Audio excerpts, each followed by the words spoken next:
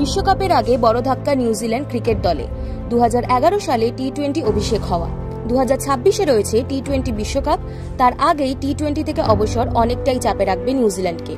Williamson 75টি ম্যাচে নিউজিল্যান্ডের অধিনায়কত্ব করেছেন, যার ফলে তারা দুবার 2016 এবং 2022-এর টি-20 বিশ্বকাপের সেমিফাইনাল এবং একবার 2021-এর ফাইনালে উঠেছেন। নিউজিল্যান্ডের তারকা ব্যাটসম্যান কেন উইলিয়ামসন টি-20 আন্তর্জাতিক ক্রিকেট থেকে কেন অবসর নিলেন সেটা এখনো ধোঁয়াশা। 2026 বিশ্বকাপের মাত্র 4 মাস আগে নেওয়া তার সিদ্ধান্ত নিউজিল্যান্ড ক্রিকেটের জন্য এক বিরাট ধাক্কা বলে মনে করছেন ক্রিকেট মহল। 35 বছর বয়সী উইলিয়ামসন 93 টি-20 আন্তর্জাতিক ম্যাচে অসাধারণ পারফর্ম করেছেন।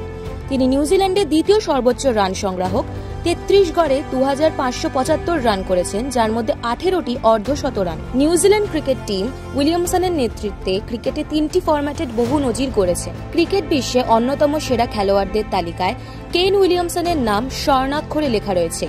2016 এবং 2022 সালে টি-20 বিশ্বকাপের সেমিফাইনাল এবং একবার 2021 ফাইনালে উঠেছে দল।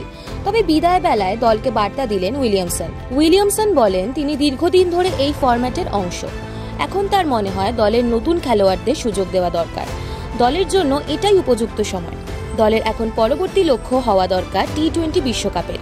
তিনি আরও যোগ করেন, তাদের বর্তমান টি-20-তে অত্যন্ত প্রতিভাবান খেলোয়াড় রয়েছেন।